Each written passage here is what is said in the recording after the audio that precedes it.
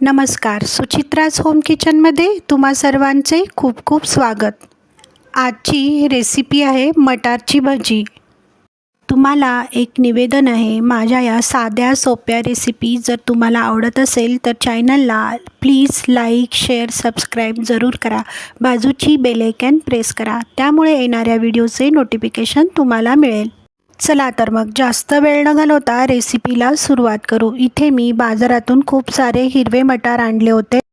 एका मिक्सरच्या भांड्यामध्ये 5 ते 6 लसूण पाकळ्या, अर्धा इंच आलं, एक हिरवी मिरची घेतली आहे। 1 वाटी मटार मिक्सरमध्ये टाकायचे आहे। मिक्सरचे झाकण बंद करून मिक्सरला सर्व साहित्य वाटून घ्यायचे आहे। इथे तुम्ही पाहू शकता सर्व साहित्य मिक्सरला छानसे वाटून झाले आहे। एका बाउलमध्ये 1 ते 1.5 कप मैदा घेतला आहे। अर्धा कप बेसन पीठ घेतले आहे। अर्धा चमचा हळद, 1 चमचा लाल तिखट, 1 चमचा धने पावडर, चवीनुसार मीठ टाकायचे आहे। मिक्सरला वाटलेले हिरवे मटारचे मिश्रण पिठामध्ये टाकायचे आहे। अर्धी वाटी दही टाकायचे आहे। बारीक चिरून घेतलेला कांदा टाकायचा आहे। आवडीप्रमाणे बारीक चिरून घेतलेल्या हिरव्या मिरच्या टाकायच्या आहे। बारीक चिरून घेतलेली थोडी कोथिंबीर टाकायची आहे। सर्व साहित्य हाताच्या सहाय्याने मिक्स करून घ्यायचे आहे। गरजेनुसार थोडे पाणी टाकायचे आहे। सर्व साहित्य पुन्हा एकदा हाताच्या सहाय्याने एकसारखे मिक्स करून घ्यायचे आहे।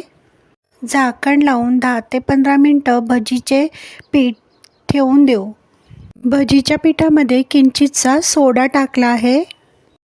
भज्याचे पीठ चमच्याच्या सहाय्याने एकसारखे फेटून घ्यायचे आहे। 1 ते 2 चमचे गरम तेल भज्याच्या पिठामध्ये मिक्स केल्यामुळे भज्याचे पीठ छानसे हलके होते। गॅसची फ्लेम ऑन करून गॅसवर कढई ठेवली आहे। कढईमध्ये भजी तळण्यासाठी तेल गरम केले आहे। तेल गरम झाल्यावर सावकाशपणे भज्याचे पीठ तेलामध्ये सोडायचे आहे। 1 ते 2 मिनिटांनी झाऱ्याच्या सहाय्याने भजी सावकाशपणे आलटून पालटून तळून घ्यायची आहे। इथे तुम्ही पाहू शकता भजी गोल्डन ब्राऊन कलर होईपर्यंत छानशी तळून झाली आहे। खाण्यासाठी तयार आहे मटारची भजी। मटारची भजी सॉसबरोबर, टोमॅटो केचपबरोबर तुम्ही सर्व करू शकता। तसेच गरमागरम चहाबरोबरही तुम्ही खाऊ शकता।